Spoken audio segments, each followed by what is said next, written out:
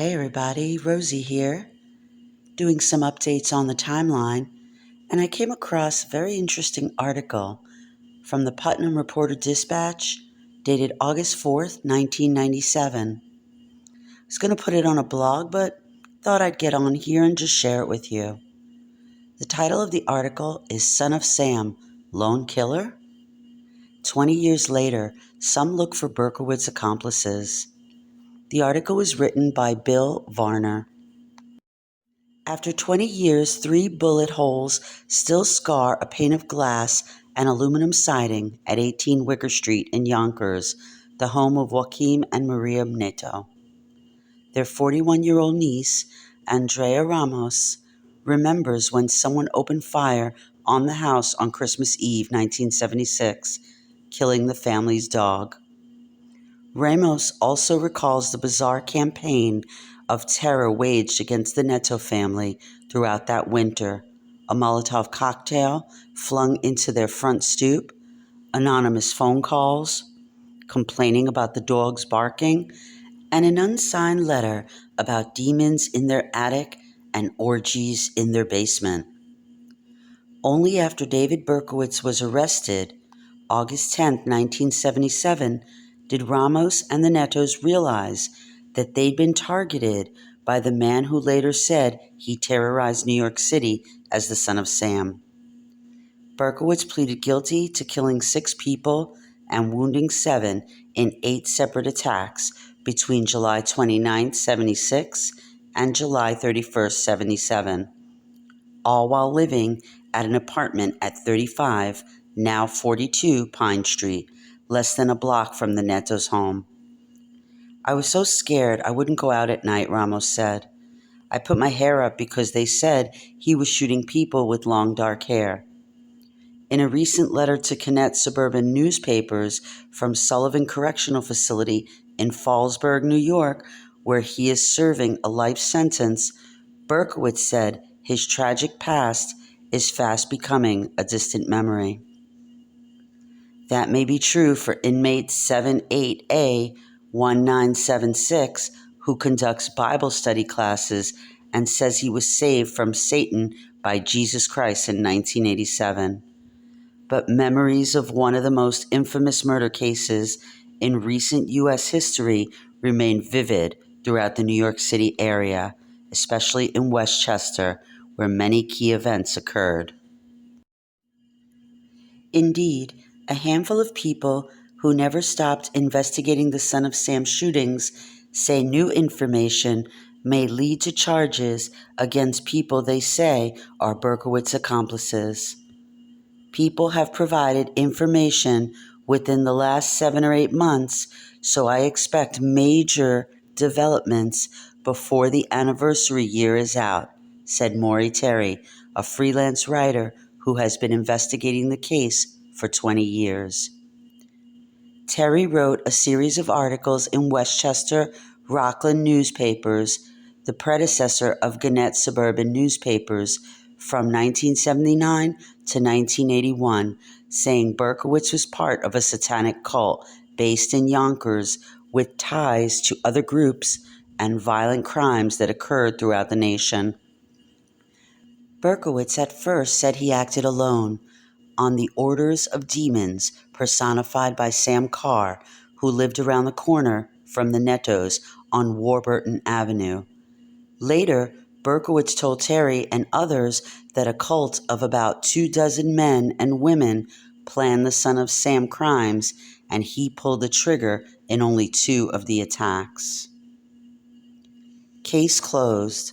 Although New York City police quickly closed the case, Terry's evidence played a role in the decision of former Queens District Attorney John Santucci to reopen the investigation in 1979. Santucci also concluded that Berkowitz did not act alone, but lacking enough evidence to file charges, he ended the probe in 1983. However, the Queens District Attorney's Office kept an open mind, quote unquote, on the case until Santucci left office in 1991. Since then, said Greg Lasak, Queens Assistant Executive District Attorney, the Son of Sam case has been considered closed. The same is true in Brooklyn and the Bronx. The other communities where the Son of Sam struck said representatives of district attorneys there. Still, for some, questions about the crimes won't go away. There is not one shred of evidence that he acted by himself, Terry said. He cited divergent eyewitness descriptions of the shooter, handwriting analysis of letters that Son of Sam wrote to police and newspaper columnist Jimmy Breslin, plus extensive evidence that a satanic cult involving Berkowitz and Carr's two sons, John and Michael, regularly met in Untermeyer Park in Yonkers. Terry believes that the cult also met in South Salem, North Salem, and the Brewster area, and that the Satanists may have been responsible for a series of strange, unsolved crimes in Westchester that year. Those crimes included several murders and the infamous Dart Man, who wounded 23 young Westchester and Rockland women with inch-long steel darts from February 28, 1975 to May 13, 1976. The Dart Man was never apprehended.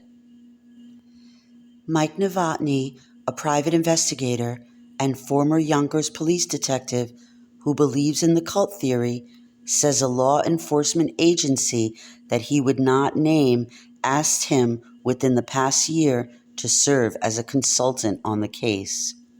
Some areas they have been looking into could be productive, Novotny said.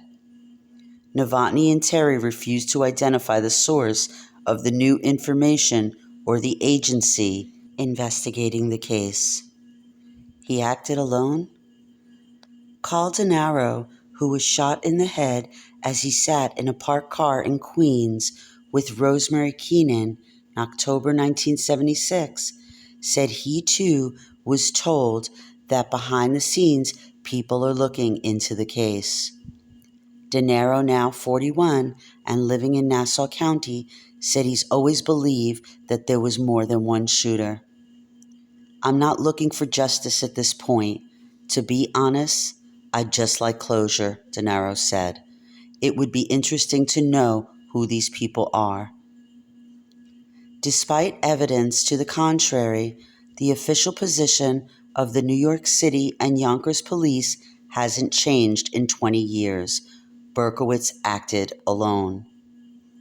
A firm believer in the lone gunman theory is Yonkers police detective Tom Chamberlain, who played a critical role in Berkowitz's arrest.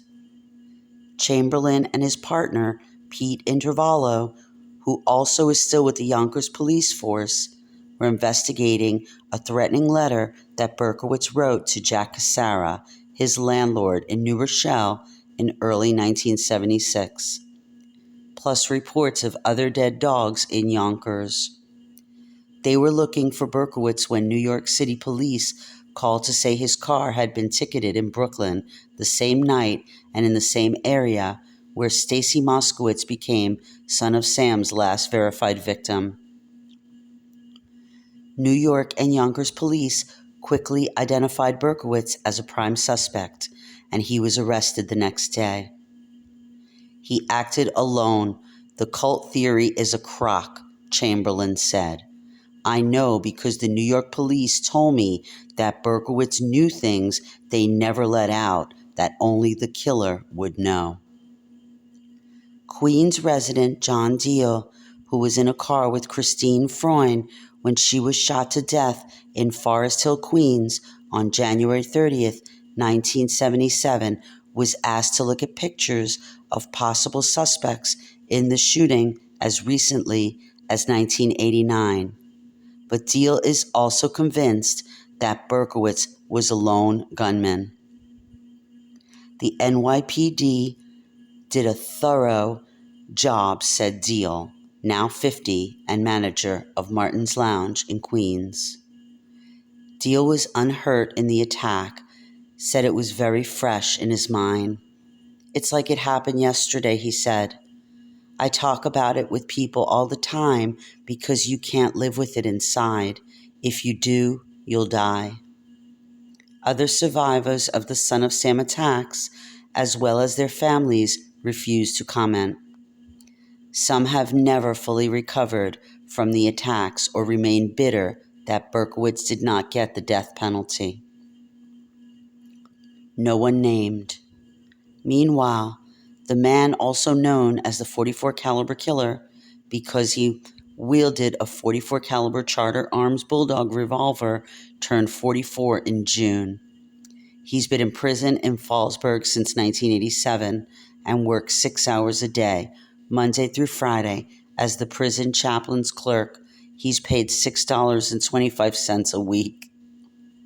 In interviews as recently as a 3-part Inside Edition series in 1993, Berkowitz has said John and Michael Carr were triggermen. Both died violently years ago. John Carr was found shot to death in North Dakota 6 months after Berkowitz's arrest. Police initially ruled his death a suicide, then investigated it as a homicide. No definitive conclusion was ever reached. Michael Carr died when his car crashed on the West Side Highway in Manhattan on October 4, 1979. Sam Carr died in November at the age of 84. Berkowitz has never publicly named a cult figure who is alive. He cited threats against his father, Nathan, who is 84 and living in Florida. He refused to be interviewed for this article, but in his letter offered a typically oblique explanation of the crimes. Several years prior to this crime spree, I made some very bad and devastating choices, Berkowitz wrote. My mind and soul had been poisoned, looking back some 20 years later.